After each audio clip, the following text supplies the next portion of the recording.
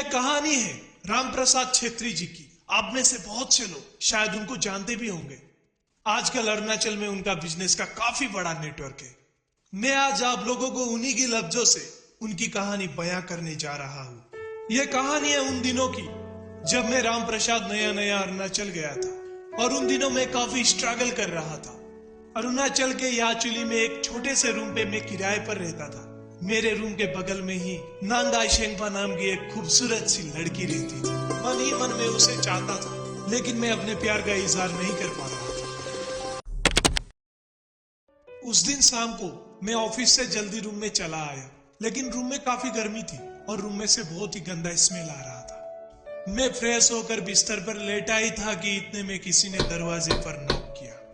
मैंने दरवाजा खोला और सामने जो मुझे दिखाई दी उससे मैं हैरान रह गया, क्योंकि मेरे सामने आयशेंग थी, जिसे देखकर मैं जितना हैरान था उससे कई ज्यादा मन ही मन खुश भी था। इससे पहले कभी भी वो मेरे रूम तक नहीं आई थी। मैंने उसे अंदर बुलाया, लेकिन कमरे में घुसते ही पहले उसने खिड़कियां बंद कर दी और जाकर सीधे मेरे बिस्तर में बैठ गई। मुझे ताजुब लगा, लेकिन वो आज पहले से भी ज्यादा अट्रैक्टिव लग रही थी।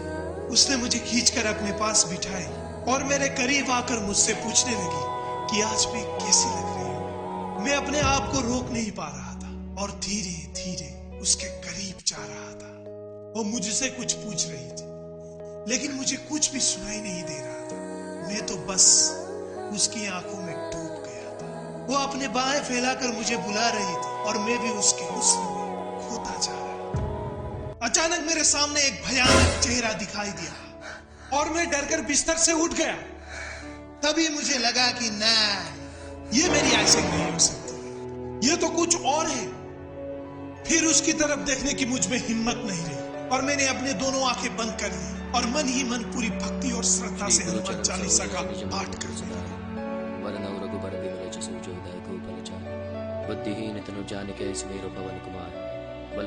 वो मेरा ध्यान भटकाने की कोशिश कर रही थी, बार बार मुझे अपने पास बुला रही थी। फिर मैं जोर जोर से हनुमान चालीसा का पाठ करने लगा। मुझे मालूम नहीं था कि अब मेरे साथ क्या होने वाला है। हनुमान चालीसा मुझे बचा पाएगा भी या नहीं।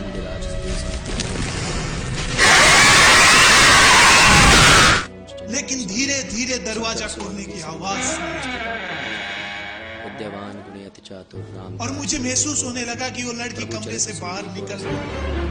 फिर भी मैंने अपनी आंखें नहीं खोली और हनुमान चालीसा भी बंद नहीं किया था।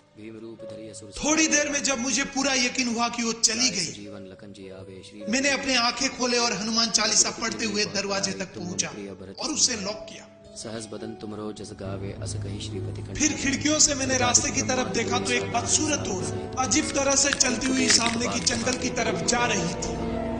तुम मुक्कार सुग्रीव ही की ना राम लाए राजपति दीना। तुमरो जुग सहस्त्र जो जन परमाणु ललिताई मधुर पल जान। मैं चिल्लाने लगा। मेरा चीख सुनकर आसपास के लोग भी चले आए। फिर मैंने उन्हें सारी बातें बताई। मैं बहुत डरा हुआ था। इतने में किसी ने मकान मालिक को फोन किया और वो चले आए। उन्होंने मुझे बताया कि आयशेंग तो आज सुबह ही अपने घर तेजू चली गई है। मुझे कुछ समझ में नहीं आ रहा था, आखिर हो क्या रहा है।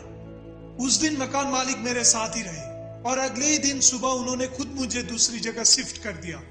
उन्होंने ही मुझसे कहा कि 2 साल पहले उस औरत को उसके पति ने मारकर सामने की उस जंगल पर फेंक दिया था। वो चुड़ैल सिर्फ और सिर्फ मर्दों को ही अपना शिकार बना।